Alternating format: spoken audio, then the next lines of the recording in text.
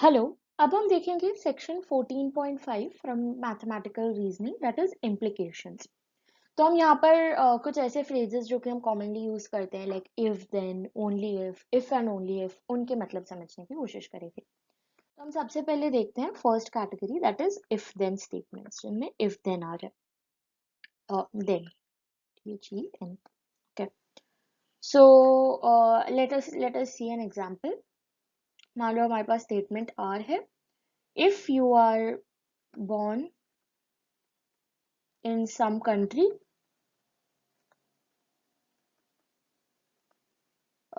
then you are a citizen of that company, of that country, a citizen of that country. Okay, so if you are born in some country, then you are a citizen of that country. ठीक है, तो हम देख सकते हैं कि ये दो स्टेटमेंट्स से कंबाइन करके बनाया गया है। एक स्टेटमेंट P है कि you are born in some country,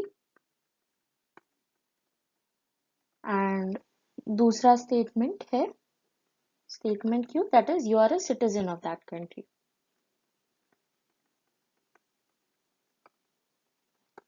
So P and Q को हमने if then statement से कंबाइन कर कर स्टेटमेंट R बनाया है। ठीक है, तो हम स्टेटमेंट R को इस तरीके से लिख सकते हैं। स्टेटमेंट R जो है वो है इस तरीके का, if P then Q, that is अगर P ट्रू है तब Q भी ट्रू है। ठीक है, if P is true then Q is also true। ठीक है, इसका ये मतलब है if P is true then Q is also true। Okay, इसमें एक चीज जो हमें याद रखना जरूरी है कि अगर हम इस वे में देख रहे हैं if P then Q, later से हम ये कह रहे हैं कि स्टेटमेंट R ट्रू है, दैट मीन्स अगर P ट्रू है देन Q भी ट्रू है। इससे हम ये कहीं भी इंप्लाई नहीं कर सकते हैं कि P ट्रू है या नहीं। हमें P ट्रू है या नहीं उसके बारे में कुछ नहीं पता है, हमें सिर्फ ये पता है कि अगर P ट्रू है तब Q भी ट्रू होगा। ऐसा पॉसिबल नहीं है कि P ट्रू है बट Q फॉल्स है। ओके, हम ये नहीं कह सकते कि P ट्रू है या नहीं, सिर्फ इतना कह सकते हैं कि अगर P ट्रू है तब Q भी ट्रू होगा। ओके, ऑल्सो हम ये हम हमारे पास इसकी कोई इंफॉर्मेशन नहीं है कि अगर P फॉल्स है तब Q का क्या स्टेटस रहेगा। हम वो भी नहीं कह सकते कि इफ P इज फॉल्स तब Q ट्रू भी हो सकता है, फॉल्स भी हो सकता है। हमें Q के बारे में कोई इंफॉर्मेशन नहीं मिलेगी अगर P फॉल्स है तो।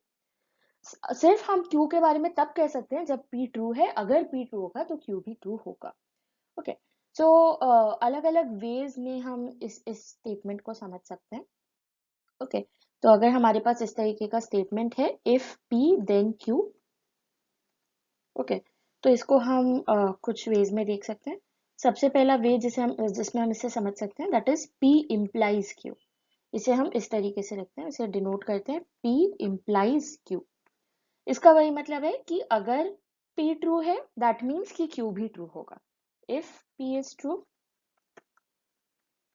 Then Q is also true। Okay, this is P implies Q। If P then Q का यही मतलब है P implies Q।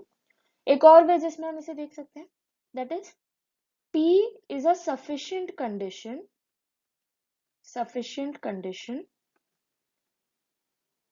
for Q। sufficient condition का क्या मतलब है?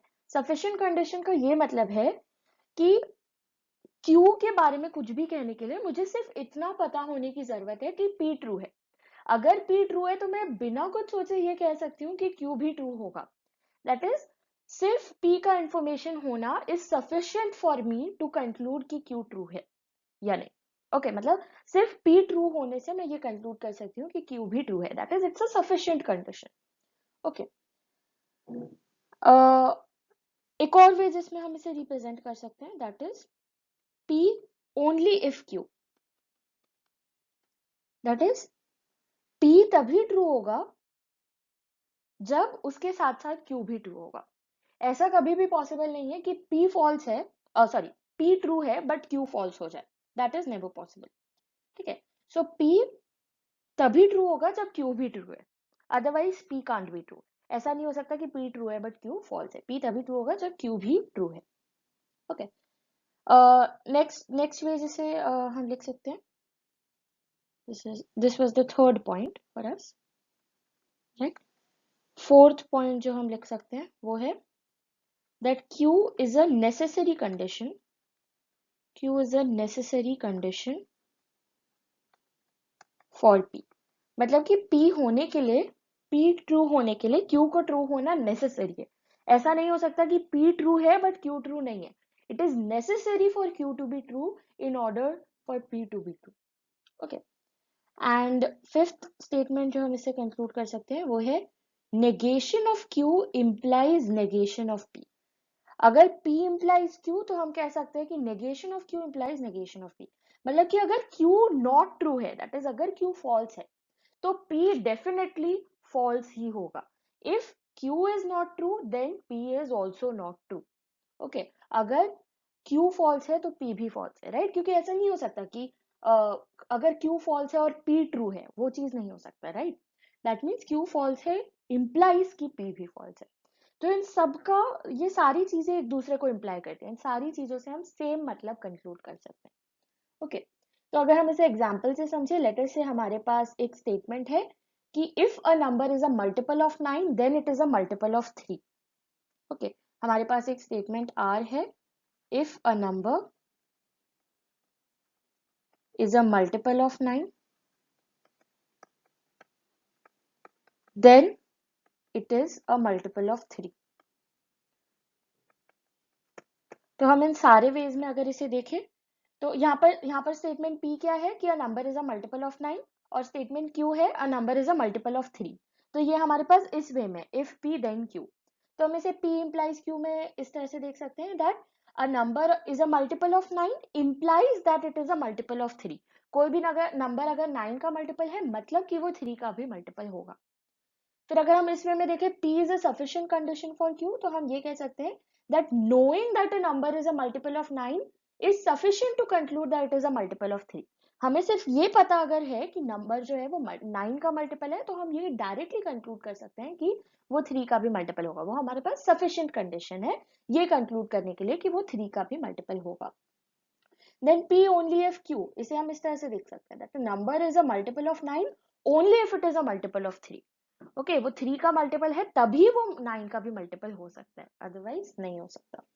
ओके, देन अगर हम ये देखें Q is a necessary condition for P, तो हम ये कह सकते हैं कि if a number that when a number is a multiple of 9 it is necessarily a multiple of 3। अगर कोई नंबर 9 का मल्टीपल है मतलब कि वो 3 का मल्टीपल भी नेसेसरीली होगा, right. Q is a necessary condition for P and not P implies not Q, मतलब कि अगर कोई नंबर 3 का मल्टीपल नहीं है that is not Q, then वो नंबर 9 का भी मल्टीपल नहीं होगा।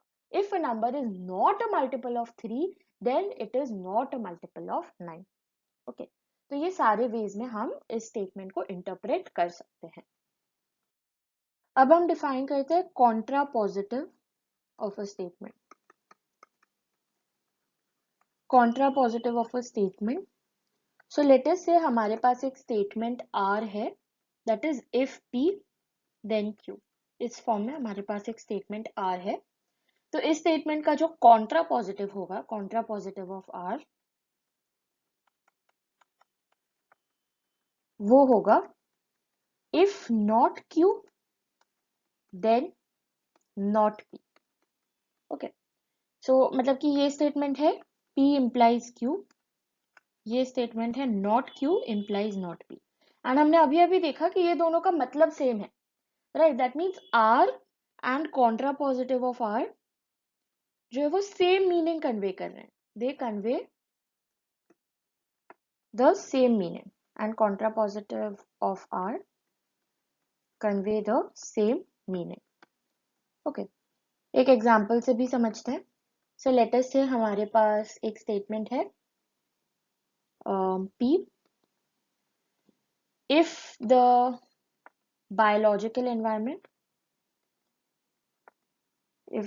biological environment does not change,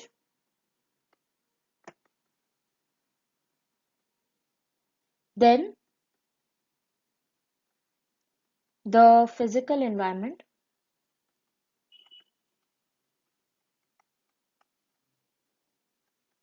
does not change.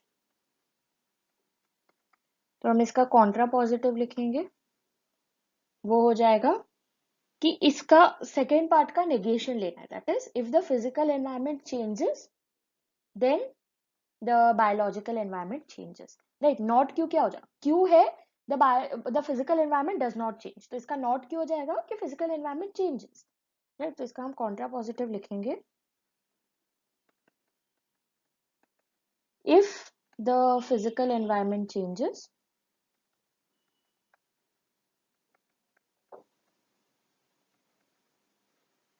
then not P, that is then the biological environment changes। P है the biological environment does not change, तो not P हो जाएगा biological environment changes। So if the physical environment changes then the biological environment changes। Okay, and obviously दोनों जो है वो same meaning convey कर रहे हैं। जो नेक्स्ट टर्म हम डिफाइन करेंगे वो है converse of a statement. Converse of a statement, let us say एक स्टेटमेंट आर है, इफ पी देन क्यू, तो कॉन्वर्स ऑफ आर जो है वो हो जाएगा if Q then P. Okay, that means ये स्टेटमेंट है पी इंप्लाइज क्यू, ये स्टेटमेंट है क्यू इंप्लाइज पी, ये दोनों सेम मीनिंग कन्वे नहीं करते। Okay, converse does not imply does not convey the same meaning।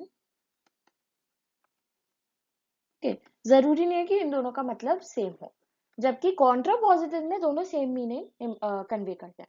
ठीक है, अगर एग्जांपल देखें, लेट अस से हमारे पास एक स्टेटमेंट टी है, if a number is divisible by 10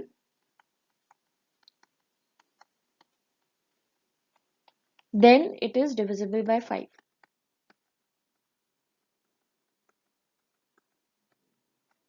okay, and इसका अगर हम लोग कॉन्वर्स देखें, कॉन्वर्स ऑफ पी, तो यहाँ पर P था कि यहाँ पर हमारे पास है if a number is divisible by 10 then it is divisible by 5। तो यहाँ हो जाएगा कॉन्वर्स में if a number is divisible by 5 then it is divisible by 10। Q implies P, right? So if a number is divisible by 5 then it is divisible by 10। Okay, इस तरीके से हम converse find कर सकते हैं किसी भी स्टेटमेंट का।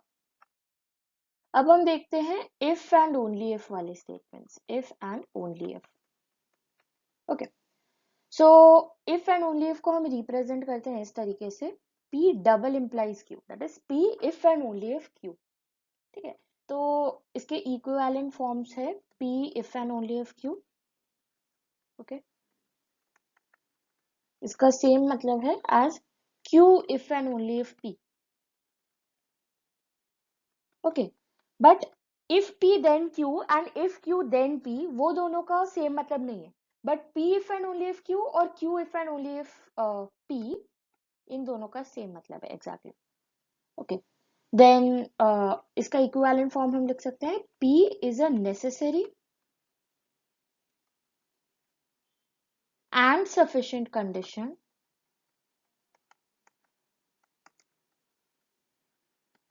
For Q।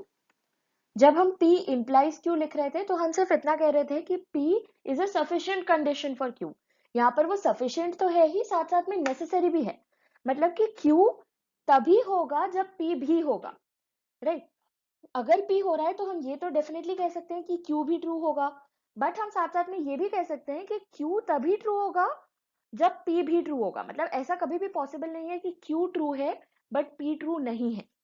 ओके, जबकि P implies Q में ये पॉसिबल है कि P फॉल्स है बट Q ट्रू है, यहाँ पर वो चीज पॉसिबल नहीं है। यहाँ पर दोनों साथ साथ में फॉल्स होंगे और या फिर दोनों साथ साथ में ट्रू होंगे, ऐसा कभी पॉसिबल नहीं है कि एक ट्रू है एक फॉल्स है। ओके, एंड इसे हम इस वे में ऑब्वियसली रिप्रेजेंट करते हैं P डबल इम्प्लाइज Q, इन सबका सेम मतलब है। ओके, तो हम एक एग्जाम्पल से इस केस को समझते हैं। लेट अस से हमारे पास स्टेटमेंट P है, if a rectangle is a square, then all its four sides are equal. And एक statement Q है, if all four sides of a rectangle are equal, then it is a square. So यहाँ पर ये जो statement है ये A implies B के form में, कि अगर रेक्टेंगल स्क्वायर है तो उसके चारों साइड्स इक्वल होंगे, एंड ये B implies A के फॉर्म में, दैट अगर चारों साइड इक्वल होंगे तो फिर वो स्क्वायर होगा. तो अगर हम A implies B भी ट्रू है, B implies A भी ट्रू है, तो हम इसे A implies B is true and B implies A is true, तो फिर हम कंक्लूड कर सकते हैं कि A double implies B, that is दोनों एक दूसरे को इम्प्लाई कर रहे हैं. तो हम इसका जो कंबाइंड स्टेटमेंट है वो लिख सकते हैं, a rectangle is a square if and only if को हम IFF के फॉर्म में भी लिखते हैं, if and only if all its four sides are equal. Okay, इस तरीके से हम यहाँ पर कंक्लूड कर सकते हैं.